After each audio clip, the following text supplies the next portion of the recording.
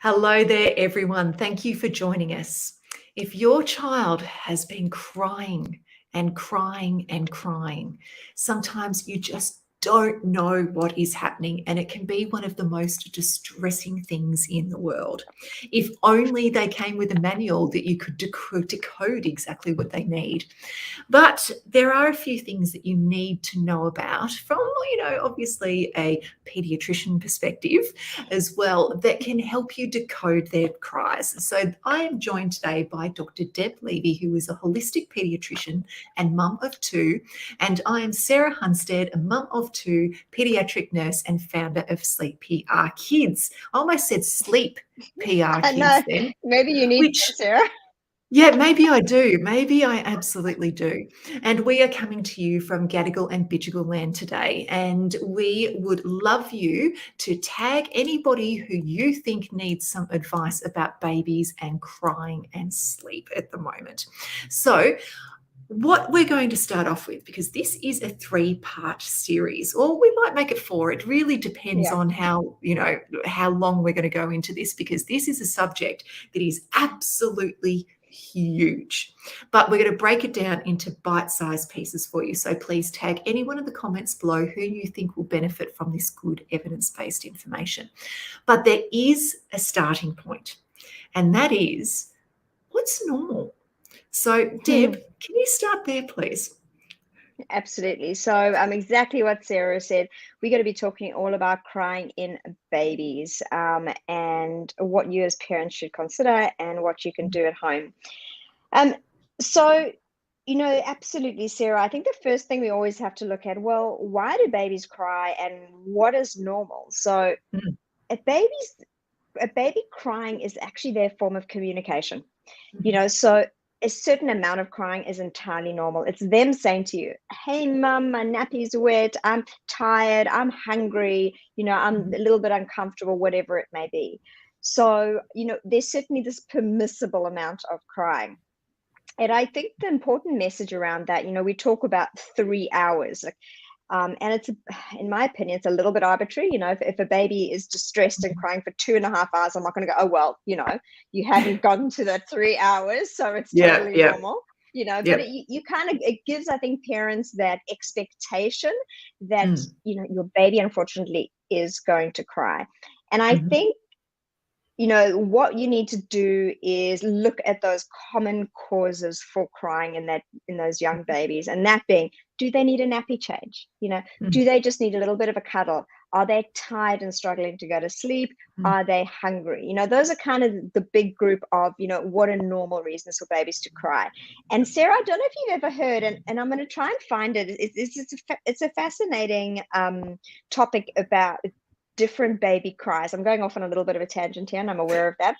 But, I always say to parents, in the initial stages when your baby is very little, it's about learning their language as well as them learning your language, So when baby's little, a different cry, you'll start understanding a different cry means a different thing. Don't you agree? It's 100% true. Yes, definitely. I remember, after having my first little one, actually, I'm not going to say which family member it was because I don't want them to feel bad about this, but they were holding I think she must have been about 1 month at the time, and I was in another room and I heard this cry that I knew was not tired or wet nappy. It was this high-pitched cry that I knew immediately was something's happened. And what they'd accidentally done is just whacked her head into the door frame as they were walking out of a room. I laugh. I laugh because I think we've all done it. I know I've done that to one of my children. But instantly, from a complete other room at the other side of the house, that cry was different, and I knew immediately that something was wrong. She was fine. I think it was my family member who was more scarred by it. But yes, you do. And you've highlighted something so important, Sarah, and it's about noting if there's any change, a change in behavior, a change in the sound of the cry, a change in the pitch of the cry. That change in anything is always very, very important to alert you to, maybe something is going on that you need to pay a little bit more attention to and look a little bit deeper into. So, we've touched on what's normal. We've touched on also when to suspect if something's abnormal. And the other thing I want to talk about in terms of what's normal is this purple period. You know, when exactly, thank you, Sarah. It's actually a period as a dot, just to let you know. Okay, well, I'm glad we organised that before I made this beautiful banner, Deb. Come on. I've gone to the effort of making I banners. know. Sorry. I'm going And to there's hide a that now. reason to that. I'm not being pedantic. There's actually a reason to that. So let me explain it. So what is the purple period? So first of all, it's a US pediatrician coined phrase that I actually really, really like. For those of you listening to this, I do have quite a few posts on this on my Instagram, and I'm not sure why my handle is not up there today, but there it is. Thank you. It's at Dr. Deb Levy. If you go under my highlights where it says babies, you will come across it. Just flick through a few, and then you'll see what this purple period is, just to remind you after the session, so you don't have to take notes. So what is it? Essentially, it's an alternative name for that period of colic. And the reason I don't like that term colic is that it implies that there's something physiologically wrong with your baby, but there isn't anything wrong. There's no medical underlying issue. So what the purple period is, let me go through it. It's an acronym. And for those of you who know me, know I love a good acronym. I know. And so I'll go through each of them briefly. So P means a period. So I'm going to bring it up so that I don't make any mistakes. But give me 1 second here. And so that I also use exactly the same terminology so that when you do find it, it's going to be easy for you to reference it. Okay, so what we're looking at here is the P from purple really stands for the peak of crying. And what that means is when this happens. So, you know, typically the first few weeks, let's be honest, of a baby's life, they're usually pretty calm and sedate, and then they start waking up after a few weeks. But this is a peak of crying at around about that 2 months of age, when they seem to just be really unsettled and crying a lot more than what you're used to. The U then goes to, of the purple, goes to unexplained.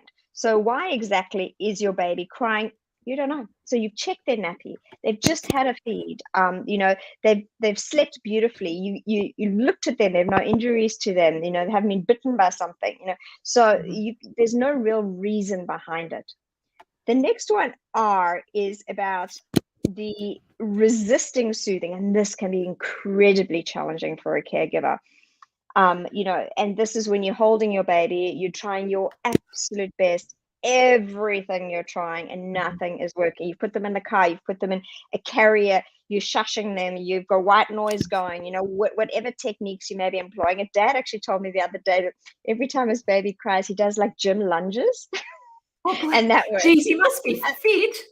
Well, I think that's what was his profession. I think he's in fitness, but I was very impressed by that. I never tried that. You know, but really what I'm saying is the R is it resists soothing. The next P is that it looks like they're in pain. So it's pain-like faces. So that means that they're grimacing, that they look unhappy, that it really looks like it's uncomfortable for them. The L is long lasting. And that means more than 3 hours. So if you recall, I spoke about, that 3 hour period, you know, and often what happens is that it's actually at specific times of the day as well. And that's what the E is. So that long period is often in the late afternoon and evening. Okay.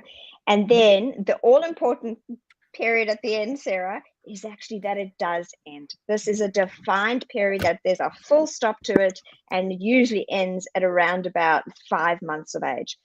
My light keeps moving, sorry. So that is what the purple period is of crying. And I think that as a parent, it's incredibly important to know what it is. Not because I think that you should say, oh, well, they're crying, they're 2 months old, it has to be the purple crying period, but just so that you know that there is this entity out there of this defined period in time, and you know, when you think this too shall pass. And I think that's quite a powerful place to be as a parent, to go, okay, there's going to be an end to this, there's going to be an end to this. Which also just, and I guess I just wanted to say, you know, this period in time is often, sadly, when babies are at risk of shaken baby syndrome. Right. which I'm not going to go into a lot of detail about. Mm. But all I do want to say is this is a tough time, and you really should be seeking support, whether it's from family members, friends, health practitioners. Reach out and get those breaks that you need. Get that input so that you are held through this period as your baby is held. Yep. No, I think that, Deb, that's a beautiful way of putting it. Actually, I haven't heard that before, that you are held as your baby is held. That's, yeah. Sorry, my words have just slipped away because that is an absolutely beautiful way of putting it. I love it. That's fantastic. So Mm, in summary, Deb, we've talked about, normal, crying periods and so on, the importance of being able to recognize, and, this does happen innately as well, that when the crying is different to what has normally happened in the past, and remembering, of course, at that age, you're getting to know your baby, that your mhm. baby is changing. But, that is one of those intrinsic things. When something is vastly different, you'll be alerted to that as well. And Deb has gone through the purple period, the purple full stop. Actually, I like that much better.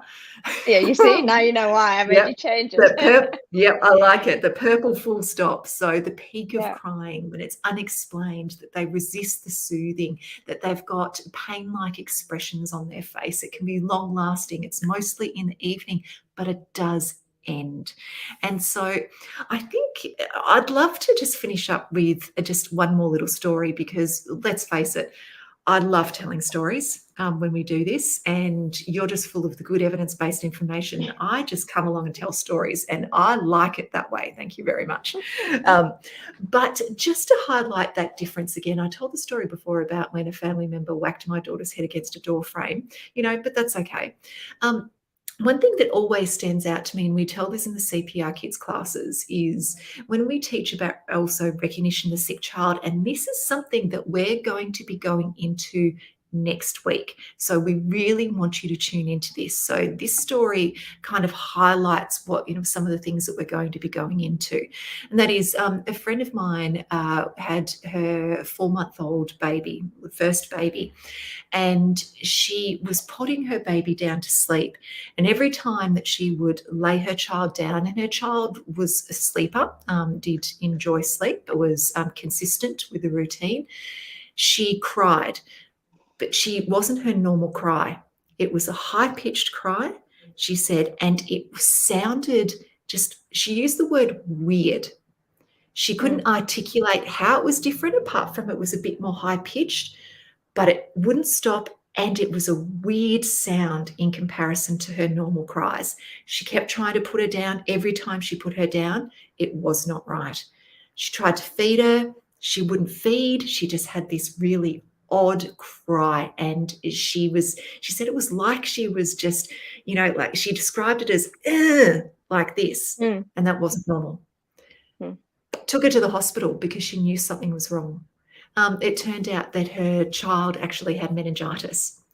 But the first thing that she noticed was her cry was different, and she wouldn't settle. And so that's where that tuning in and knowing what's mm. different to what they normally do is really, really important. We're going to go much more into that next week. So, do we have any questions about the purple period at all, or anything that Deb has been talking about today? Now is the time to answer them. So please pop them in the comments below. Because remember, unfortunately, if we're not live, we can't answer the questions for you. And of course, we can't actually give a specific medical advice for your child. That's another important thing. But we will be continuing on about the crying baby over the next week or two. So please remember, do submit your questions to us, because that's why we're here. We're here to answer them for you.